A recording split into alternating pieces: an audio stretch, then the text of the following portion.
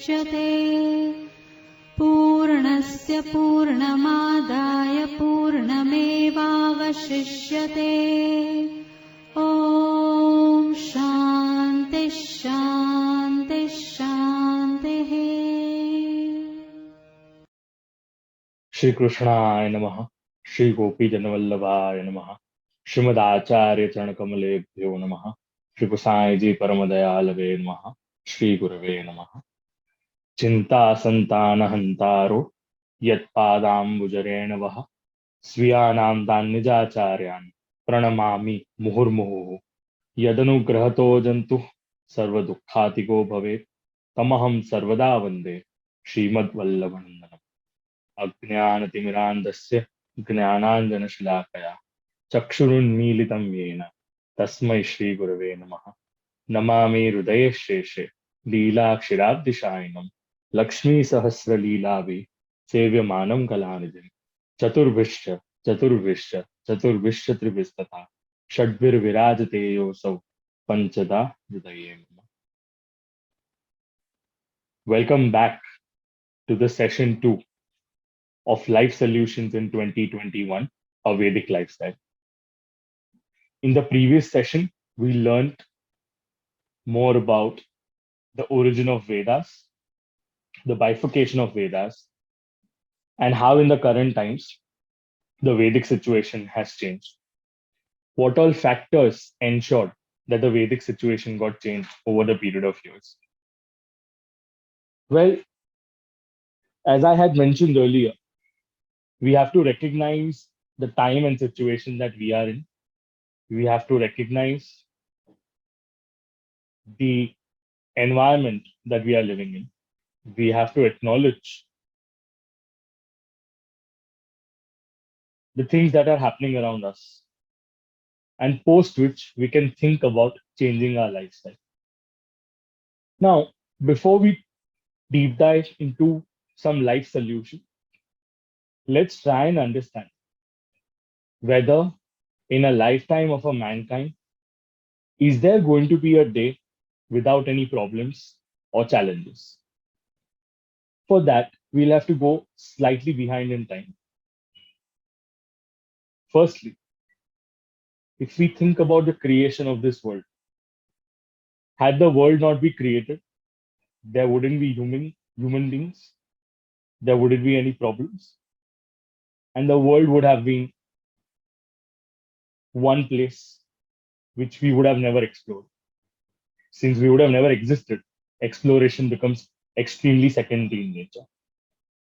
However, in this situation, the world is created, living beings have been created, humans have been created, and on daily basis we come across something or the other. Well, I like to establish a difference between us and the animals. Well, if we go and see in the current 2021 situation, humans have lost faith from humans and they are inclined towards animals. The situation has come a long way. Reason being, humans have tended to behave in a particular way, which we never expected. It's clear that the signs of Kali Yuga have been impacting us left, right, and center. Right from the things that we eat, to the content that we consume, to the thoughts that we carry, to friends that we make, to partners that we are with, to the news that we consume. Everything has an effect on us. And the minute we start acknowledging that it's not just the stomach that gets food for nourishment, but also the mind and the brain that gets a lot of thoughts and they are nourished in a different way, it will become much easy for us to acknowledge this situation. A lot of research papers talk about human psychology. A lot of research papers talk about human behavior. Apparently, the Shruti or the Vedas have also spoken something about the human psychology.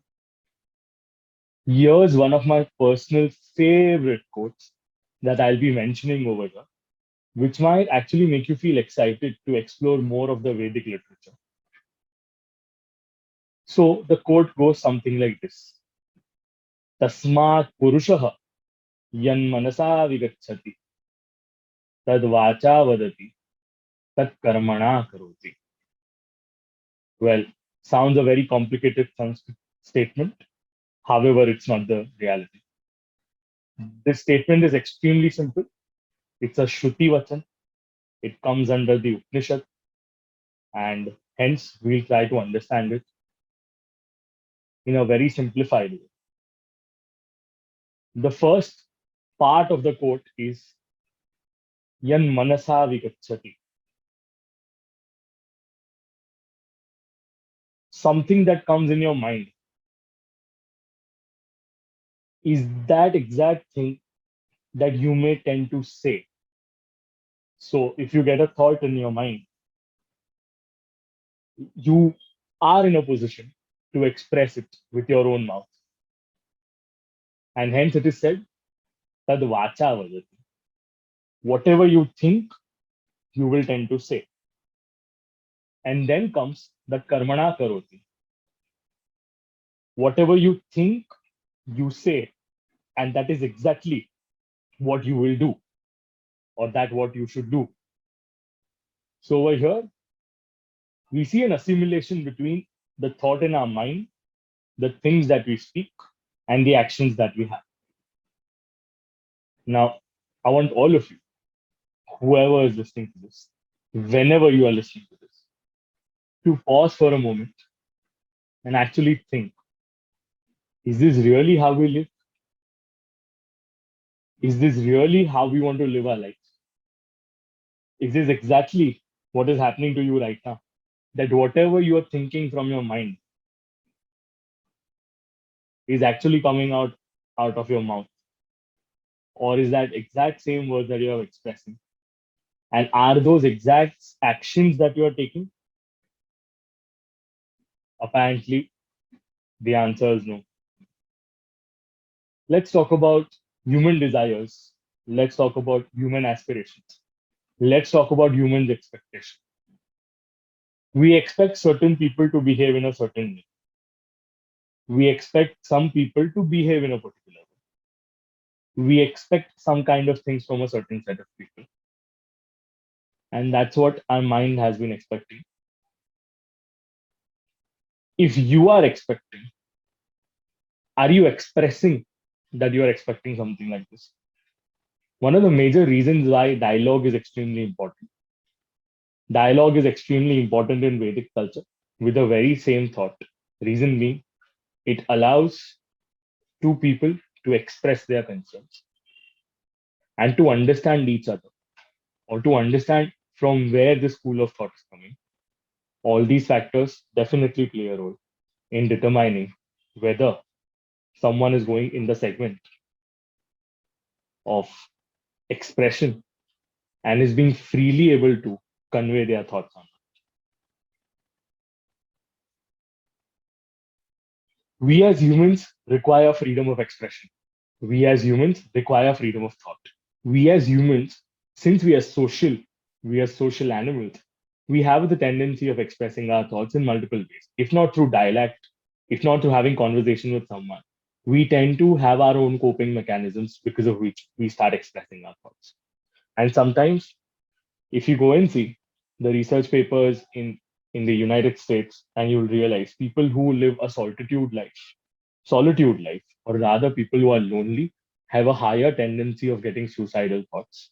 One of the major reasons why our mental health is actually getting affected in the current situation.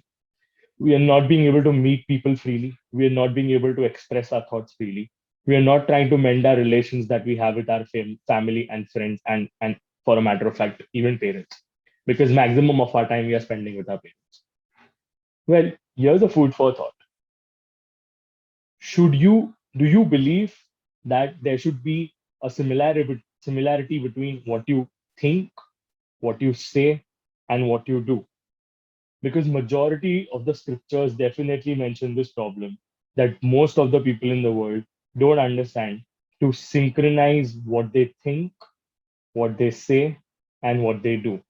Majority of the leaders, maybe in the corporate front or maybe in the spirituality segment as well, they have their Kathani and Karni as one and the same. One of the most famous sayings in English that we uh, quote as practice what you preach. It's easy to give advice to some other people, but at the same time, if we are the recipient of it, or possibly if someone gives us the exact same advice that we gave to someone else, we may not be in the situation to accept that. Reason being, our human mind has got certain set of experiences because of which it would like to fix certain situation, but not embrace the problem for oneself.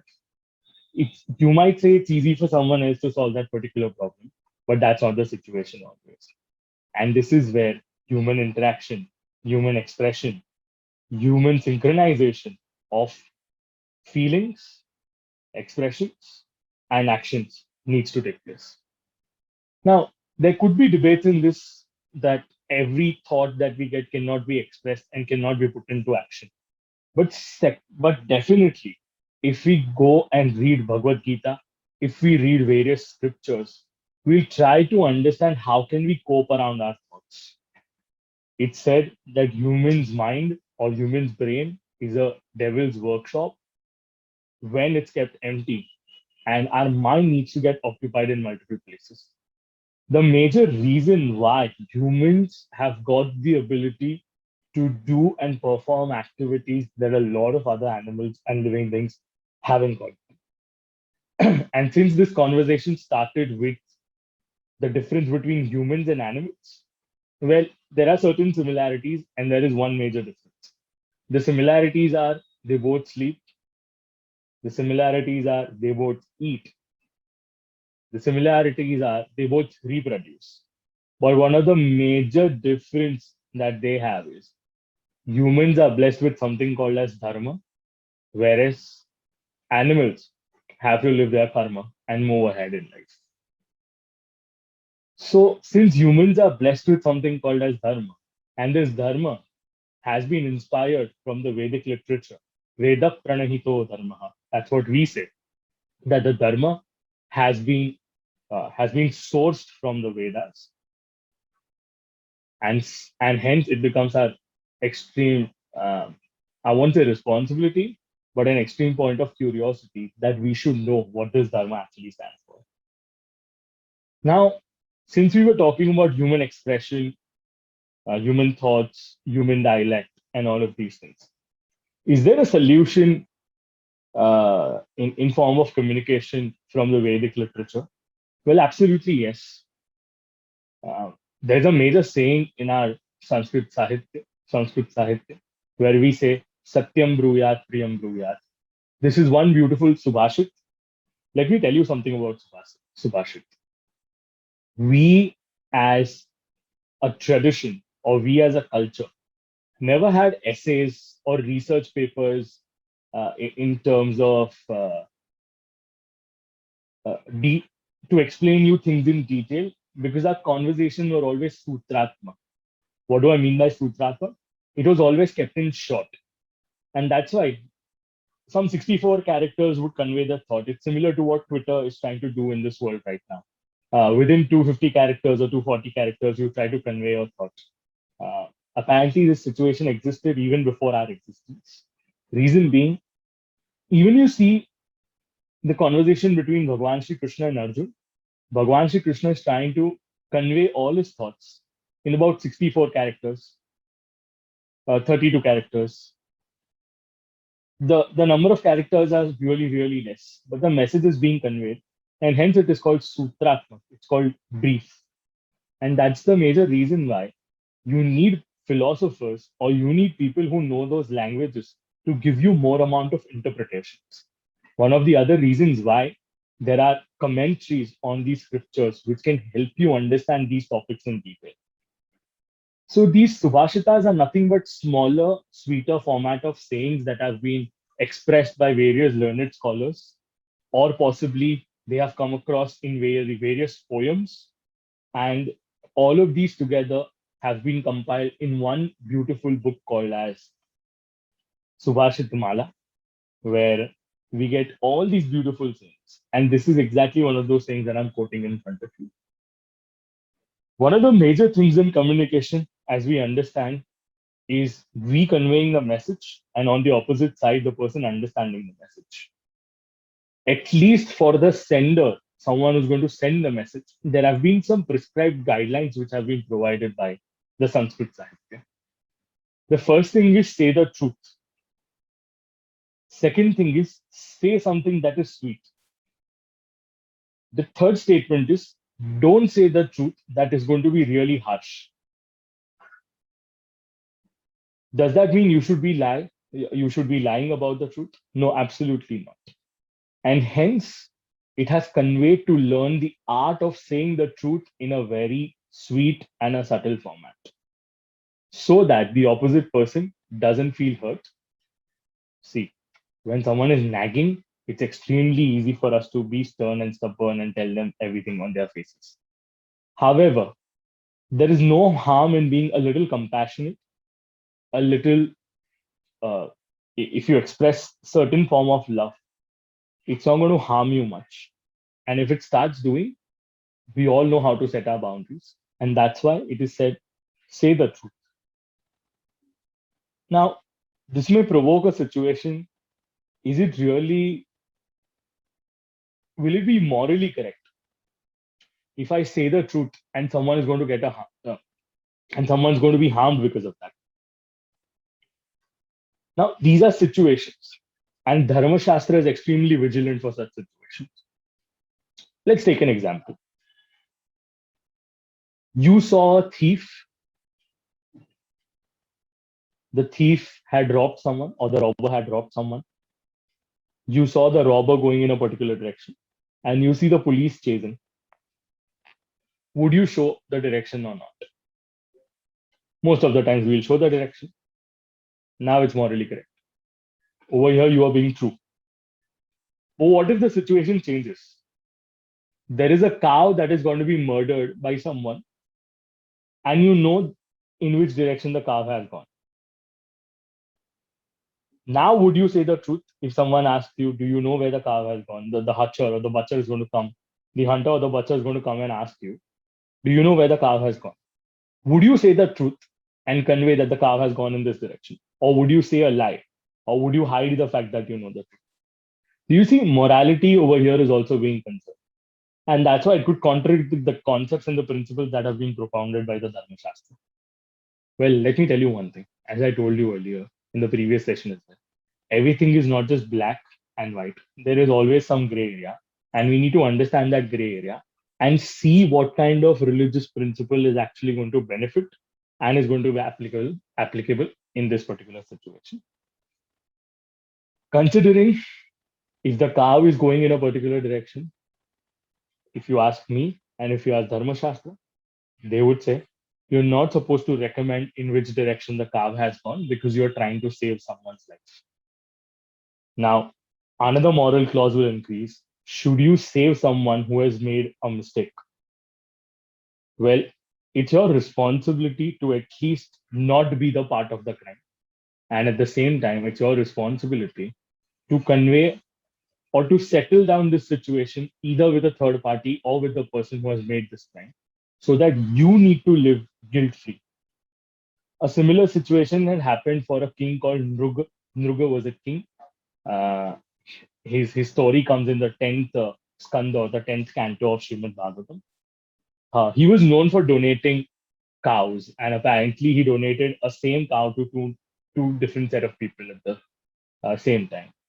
Because the cow was donated to one person, and the cow was not there with that one person. The cow returned to the king, and the king wasn't aware about it that this was the same cow that I had donated. And eventually, the king donated the cow once again, and then the two Brahmins were fighting as to who is the actual owner of this particular cow. So, king's responsibility was to acknowledge the fact and give a justice. He couldn't give a justice, but one of the best part is he was ready to compensate both of them with other forms of cow. This is one of the major learnings that we get from King Nruga. Despite being a part of this situation, he was smart enough to acknowledge what he had done and also ready to make amends for that particular situation. Now, if we go and consider, are we making such decisions in our life which would help us improve our relationships with people? Look at Mahabharat as an example. Duryodhan was someone who was continuously torturing the Pandavas, and yet, when Duryodhan was stuck in a forest and he was about to get killed, it's Pandavas who are helping Duryodhan. I'm not talking about the Vanvas. This is one situation that comes into Mahabharata as well. Now, which Mahabharata am I talking about? I'm not talking about the Mahabharata serial. I'm not talking about Mahabharata, which has been written by authors. I'm talking about Mahabharata, which has been written by Maharshi Vedvyas ji and has been translated into Hindi and Gujarati by various authors. I'm talking about the original Sanskrit Mahabharatam, which has been translated. I'm not talking about Jaya or Bharat or any of these scriptures. I'm talking about the original Mahabharata. And it's extremely important for us to consider this fact. If we want to study these scriptures, we need some kind of knowledge of our vernacular languages to make it easy for us to understand the Dharma in an efficient way. Let me tell you something about English. As much fascinating this language is, as much expressive this language is, there are certain terminologies which can never be translated into English completely. And one of the major reasons why I would recommend you to read the scriptures the way they are and not just rely on anyone's translations or anyone's misinterpretations. That will give you some wrong ideas. If you want to verify what I am saying, open the book, check it out, whether I'm saying in the right way or not. So, Duryodhan, despite being someone who has been throwing atrocities on Pandavas have been embracing him, calling him to Khandav Prastha, requesting him to check out the palace. The situation between Draupadi and Duryodhan is a secondary factor because the war was definitely evident. However, despite being a negative person, or despite being someone who has been troubling the Pandavas the entire life, Pandavas have always been the first person to settle it. And one of the major reasons why Krishna even goes to Dhritarashtra and explain that I am ready to settle. If you accept certain conditions, I will ensure that the Pandavas are being settled. Now, you'll never see someone ready to negotiate till this particular extent. This is one of the major acts of keeping our ego aside and resolving our problems through dialect. Now, we need to reconsider our methods of living, our problems with people, and see if we can mend certain situations just by talking with some people. And I hope this major lesson of communication would help you resolve problems amongst the family as well. Now, let's talk about some family relations. Let's talk about how should we be with our parents and why is it essential for us to have a strategy, a segment of communication with our parents. Now, let me explain you two different perspectives first of all. Let's compare United States of America and two segments of people in United States of America. The first ones are Americans, the localites, who have been there, who have seen their children grow, and apparently they go through multiple divorces, and because of that, the original father or the attachment with that particular parent gets reduced, and that's why the parenting has been an issue in United States of America. On the second side, are Indians who went to United States of America some 60, 70 years ago. They had no guidance for religion. All mattered to them was existence. They got their generation ready, and after that, a generation is trying to take care of the generation after. So we're talking about three generations. Now, in order to save money, Indian Americans stayed with each other. They saved money, and they could provide some family values in them. Obviously, when because the jobs are not concentrated in one particular state or one particular city, the way it's in India, unfortunately, uh, the children started going to various places, but they had the values which a normal family would have. Even if it was a nuclear family, or even if there were two brothers, they had those attachment with their family. They had those attachment with their parents. On the contrary, let's talk about Indian ecosystem of families. I'm talking about the phase between 1900s till 1990s, and then we'll talk about 1990s till 2021, the time we are. If we talk about our grandfathers and great grandfathers, they had multiple brothers and sisters, and there was no particular concept of parenting because we were in a struggle of having our own freedom. We had a substituted education system. We were going through famines, we were going through floods, we were going through poverty, we were going through an unstructured economy, particularly. And every segment, if you go and see maybe Gujarat, Marwad, Mewad, Punjab, Indraprastha, Maharashtra, Kerala, any of these states that we consider, the local communities had taken over more than religious communities. A lot of people feel that despite Hindu being one religion, why are there so many bifurcations in it, and why are there so many rules and regulations? Let me tell you a fun fact. Despite being so many guidelines, rules, regulations, principles, philosophical matters, and all of these things, we are not even implementing 0.01% of our principles that we have. Moreover, we are inclined towards what societal basis or communal basis or community based rules and regulations that we have. And we had this catastrophe period, despite we had learnings, despite we had press, the education and the literacy was so low. It, it didn't allow the right message to be conveyed. And since the population was growing too much, parenting as a concept was diluted pretty much. Reason being, our grandfathers and grandmothers had their parents whom they couldn't question anything.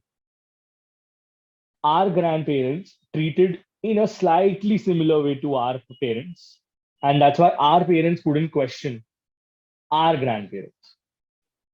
Now, our parents are one situation who couldn't question their grandparents, and because of that, couldn't pass on the cultural mandate to us. And we, as a generation, since we've studied in English schools, since we have studied at various boards, since we have studied, we are in the generation of why. We have been asking this question of why to our parents, and possibly they don't have an answer because they never got a chance to ask why to their parents. So, do you see the ecosystem is so disturbed in both these continents? Both these continents are asking these questions why. The only difference is one section of America doesn't give a damn about it. The other section of America gives certain concerns about it, and similar to India as well. Because we as Indians are concerned about what are our practices, why are we doing them, what are we doing them, etc., etc. Now, if you observe this, that there's a gap between us and our parents and the parents and their grandparents, who will fill this gap? Do you think some external leader is going to come and fix each and every household or family? Or one guru is going to take responsibility of fixing these issues? No, it's us. It's us who have to take charge of our own families, of our own beliefs, of our own practices, of our own traditions. The way we are curious about, uh, uh, you know, uh, the protocols that we need to follow during tough times, or what are the medical precautions that we need to take after we get the various vaccines, or possibly if we are going to travel, what are the documents that are needed, what kind of time do we need? Because it's a subject of interest, because it's a matter of our survival, we feel that it's important for us to gather all these knowledge. But we never feel the same for our own religion. We never feel the same for our dharma. We never feel the same for our karma. We never feel the same for our dharma. We never feel the same for any of our cultural, traditional based values.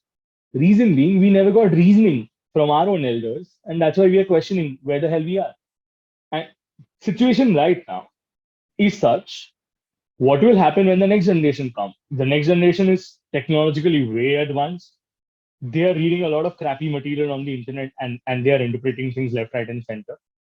Plus, the pseudo Hindu phobic thoughts have been coming from various universities and from even in our country as well. There's so much misinformation going left, right, and center. No one is talking about the spirit. Everyone is talking about the principles. There is something called as the spirit of dharma, which is beyond the principles. The spirit of dharma makes you feel the dharma, gives you an essence and feeling of binding, that you have a faith and there are people having a similar set of faith, and they all together come together and do betterment for this particular society, not just in terms of lifestyle, not just in terms of materialism, but also in terms of spiritual growth, mental growth, and divine based growth. Since I've given you food for thought, that it's extremely crucial for us as well to understand these values, to understand these nitty-gritties, to understand various observations, to deep dive into the various practices that we have, and not just question on the basis of, not merely have logical based question, but try to understand with love, try to understand with affinity, try to understand things with compassion. If you are logical in nature, you can max be a coder. You'll never be a lover in life because love doesn't have logic. So even if you want to fall in love with the culture, you need to be that open personality to accept things the way they are. I'm not saying there are things that are wrong, but there are also a lot of right things that can be practiced and implemented, and which are actually applicable for the current era. Now, you may feel that no, there are not enough people to guide. No, we don't find anything on the internet. No, maybe we don't know how to. We don't find authentic sources. Or when it comes to religion, everything is too commercialized. Or maybe we see hesitation. We definitely see hesitation when it talks about culture and everything. No, I just have a question and counter. When it's a marriage, we are ready to spend 20,000, 10,000, 8,000 rupees on our dresses, and we have zero amount of hesitation over there for just one Instagram photo or two Instagram pictures or three Instagram pictures, which will go as stories, posts, and reels. We spend 10,000 rupees without even thinking about what will happen to me. And why it becomes all of a sudden a concern where our mothers and fathers try to tell us to do something. And since we don't know the reasoning behind it, we tend to question them as to why am I supposed to do this? Don't you feel it's fascinating? We invest 8,000 rupees for one dress which we are going to wear once or possibly wear it twice or maybe give it to someone else after that. We are not even going to use it.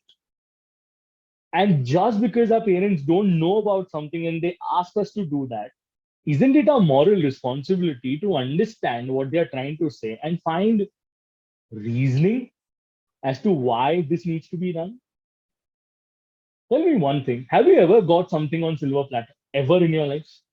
Apart from the nourishment that you might have got as a child, or maybe the percentage that you might have scored in 10th. Have you ever got something just on silver platter, or you've worked hard towards it? If you've worked hard towards it, please mention worked hard in the comment section. That will help me understand that at this point of juncture, you guys were paying attention. If you have worked hard, I'm sure there is God's grace. Absolutely, there's God's grace.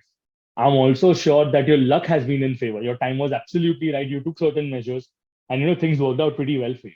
But weren't you the one taking efforts towards achieving that particular thing? The similar thing is there for culture as well. Similar thing is there for tradition as well. Similar things are there for practices as well. It's not only when you read a 5 a.m. club and you realize, oh no, I need to wake up at 5 a.m.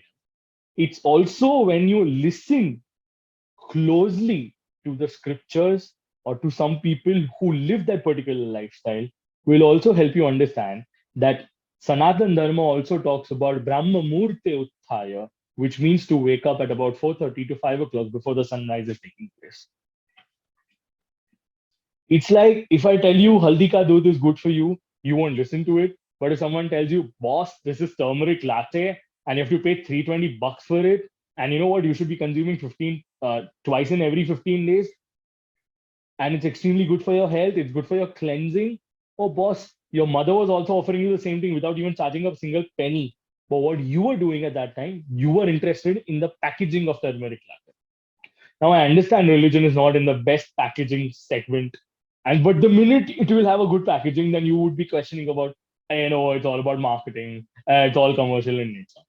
Tell me one thing: which activity in this world can be done so selflessly, which doesn't require commercial contribution? Maybe the Gates Foundation, maybe the UNICEF, or maybe the WHO, maybe maybe any political party, or any religious party, or any religious institution, particularly where we are offering money. Why are we offering money? Does God want money? No. It's so let me tell you something about this. We don't go empty-handed to certain places. For example, when we go to meet a guest, when we go to meet an elder, when we go to meet God, or when we go to meet a king. Your king also refers to any political leader at the same time. Our job is not to go empty-handed. Fair point. Does that mean God is really impressed with the money that we are offering to him? Not really. Not really.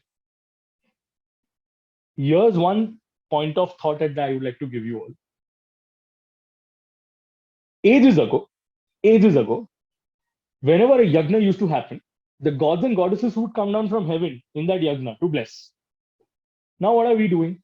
We have a supari, and the gods and goddesses come in that, and we in the yagna wear footwears and just walk around that sthapan where the gods and goddesses are residing. Do you really think that gods and goddesses are interested to bless people like us who keep on breaking rules left, right, and center, and we have zero respect for someone? Let's understand this in a very, very logical way. A simplistic situation. You go to meet a political leader, you don't insult him, you keep on insulting him, or you don't follow a certain set of protocol. Do you think he's going to give you a meeting for the second time? I don't think so. The similar situation is there with us as well. We, out of our attitude of हमने खबर ना पड़े, हमने तो આ બધું ન સમજાય, हमने तो કોઈ આ બધું કીધું જ નથી. No one has ever drawn our attention in this particular direction. Oh, hello, boss. When you make a mistake, you have a realization. Okay. If you can question everything in this world, right from someone trusting you, dating you, relationship concerns, why can't you have some more curiosity for your own religion, for your own practices, for all things that you do at your house? Huh? Why can't you have that? Why can't I have that? Why can't we have that? And here's why the modern monk is requesting you all to think in this direction. It's who will save our culture? We, on one side, are accepting the drink culture, the night culture, the dance culture, the party culture of the United States, or the Westerns particularly. On the other side, equivalent number of people are accepting yoga, dhyana, asana, pranayam, japa, tapa, yagna. They are taking Vedic Diksha, and we are just wandering over here as wanderlust as if the world is my place and I'm the king of it. They have surrendered towards the Almighty, and here we are questioning. You know what? I practice I practice religion only on certain days. Now maybe Hindus who only believe in Ganeshji, or maybe Hindus who only believe in Shivji, or Hindus who only believe in Mataji, or Hindus who only believe in Ram, or Hindus who only believe in Vaishnavism particularly. Or maybe Jains as well, who believe only in those 8 days of their Jainism segment, or even Buddhist people who only practice Buddhism on certain days. See, the problem is we have included an ISM, an ism with us. Prior to this entire generation, everyone was a Sanatan Vedic Dharma follower.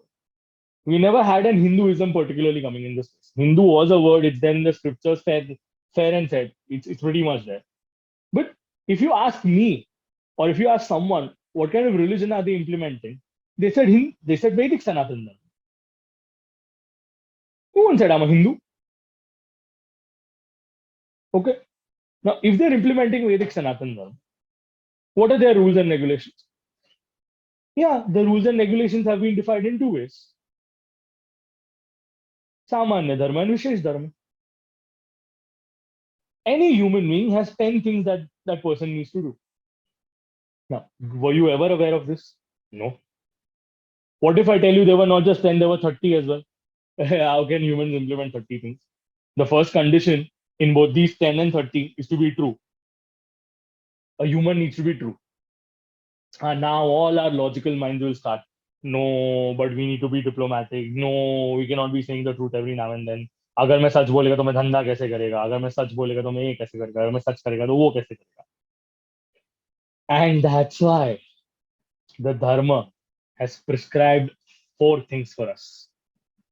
They are known as purushartha. The first one is the dharma, the second is the artha, the third is the kama, and the fourth is the moksha. These are the four purusharths that every human being needs to do in his entire life, depending on what kind of interest that particular person has.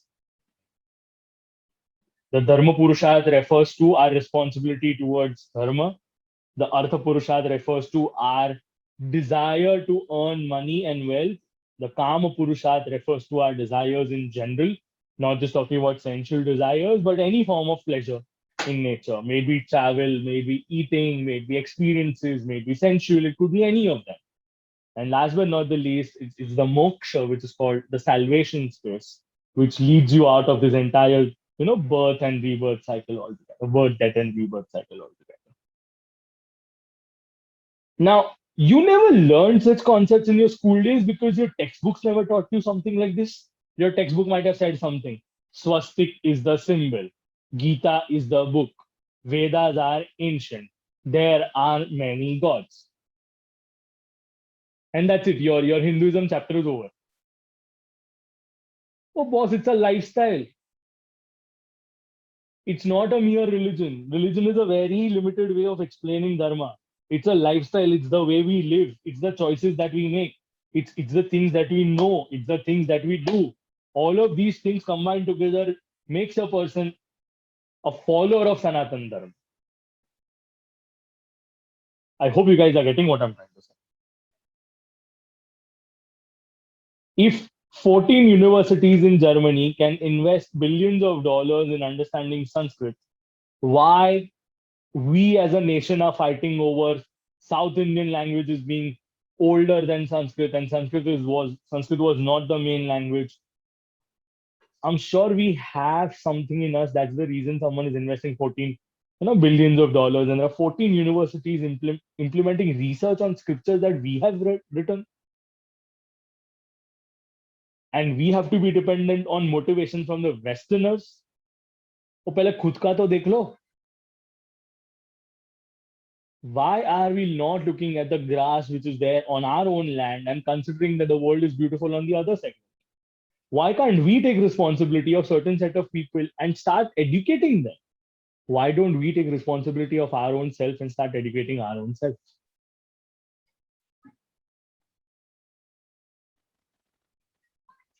One of the major reasons why Rigveda talks about Ano Bhadraha Kratavo Yantu Vishwataha. What does that mean? May noble thoughts come to me from all four directions or from all the directions. It's not like that knowledge can only be gained from a university by taking a degree. Let me give you a personal example. I think it was my great grandfather and grandfather's grandfather. So great grandfather. Yeah. So he had a wife, and apparently, due to lack of education at that time, she never got a chance to, let's say, study. She never understood books, or she never understood writings particularly. However, my great grandfather was kind enough to teach her everything he used to write, teach. And since my great grandfather was a teacher, he used to run pathshalas. So there used to be children who used to come at house, and that's how my great grandmother learned a lot of things. And my great grandfather had passed away at a very early age. And since she knew a lot of things, everything was by heart to her. She started educating my great grandfather, and that's how this entire thought process of the essence of our religion was transferred to a generation later on. If you feel that we haven't got enough answers from our elders, why don't we take a moral responsibility of finding solutions to the problem that we are facing on a regular basis? It said curiosity leads to discovery. Right? If you are curious to know about something, why don't we create study groups? Why don't we find the right mindset of people? Why don't we take that additional 1 hour of our time? It's not like you have 25 hours in a day. It's not like I have 25 hours in a day. It's not like anyone else has 25 hours. We all have 24 hours, 7 days, 365 days, 52 weeks. The lifespan is absolutely intact.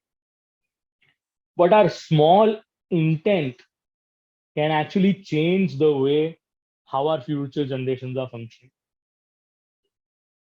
Look at the technological companies. They are far more forecasting, far more visionary in nature. And what has happened to us? We are dependent on a language that was also not ours. The language is actually given by someone else who ruled our country for 350 years.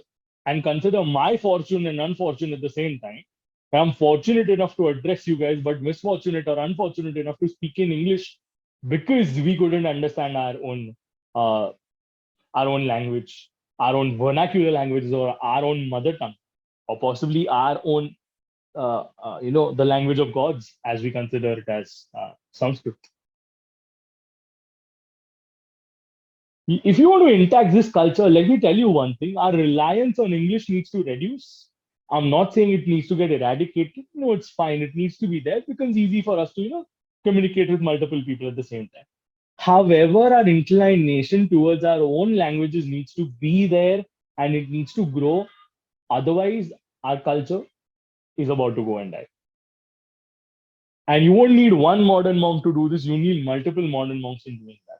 It's not like you can't be one. Even you can be one, provided you get the Indology mindset and you start accepting not the supremacy, but we are in a land has provided food for thought to us. Why don't we accept that and improve our own life?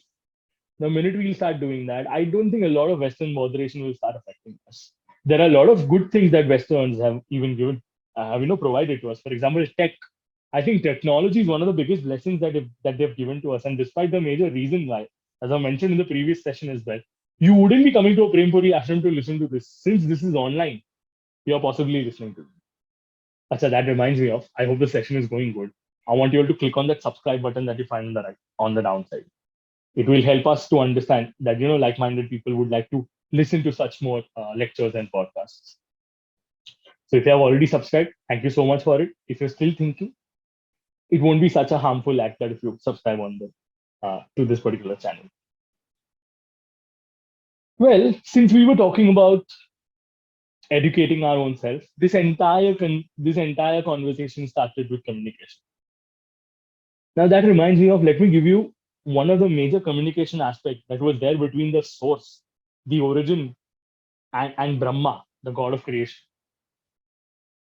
So the source or the origin is known as Brahma. For me, it's Krishna. Krishna took a form of Vishnu, which is a sattvic form. And Vishnu was on Shesh Narayan, resting from his Nabhi Kamal, the belly region.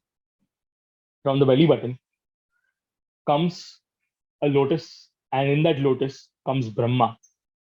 Brahma is considered to be the god of creation. And his quality is Rajas in nature, since always engaged in activities. He's never at rest. He's always engaged in the act of creation. And Brahma was trying to discover who is my source.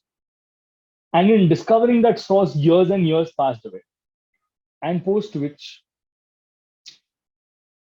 only two words came by: tapa, tapa. That means penance, penance.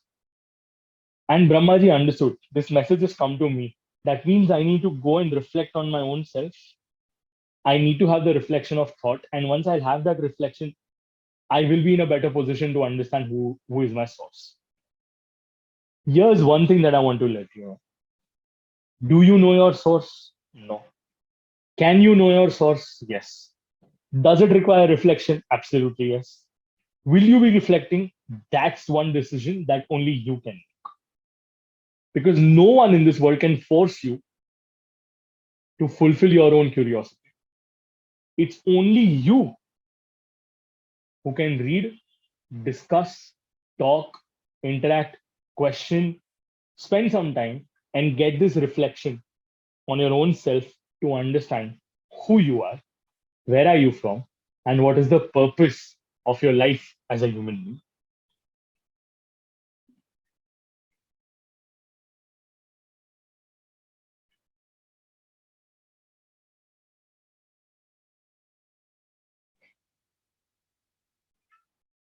So, what should we do of our ignorance, which is not intended? The ignorance that we are carrying right now, it's not truly intended because of our own self. It's because of the consequences that we have faced over the period of years. But do we have the chance to actually make amends to it? Do we have an opportunity to make things right? Well, absolutely yes. It's never too late to start over all of a sudden and get our things going. Reason being, I would like to acknowledge one major thing that our families have done for us in the recent times. Our parents didn't have the luxury of living the lifestyle that we are living in as of now. Okay. Uh, they had different set of struggles. Their existence was different. The sources of incomes were different. The career opportunities were different. Our parents have gone a step ahead to give one of the best luxurious life that we could get one, uh, considering the hardships that they have gone through, considering the exposure that they've gone to themselves in terms of work, in terms of learnings, in terms of jobs, whatever best possible was in their capacity, they have definitely done it for us. Now, we are in a situation where we are star studded with all the luxuries, and yet we have a sense of unhappiness with us. If you're happy, great, continue doing what you're doing. But I always have this one sense of unhappiness. How will I do it better when my generation steps in, or when the generation after me steps in? What will be my role, or what will be my role responsibilities in order to transfer, in order to create a transition between the generation before me and the generation after me? Now, a lot of you may feel, what is wrong with him? 25 years old, 26-year-old, 20-year-old, 19-year-old. Why should they think about the responsibilities of the next generation? Boss, if you won't think, who will think? Because someday you will become a parent, someday you will become a grandparent.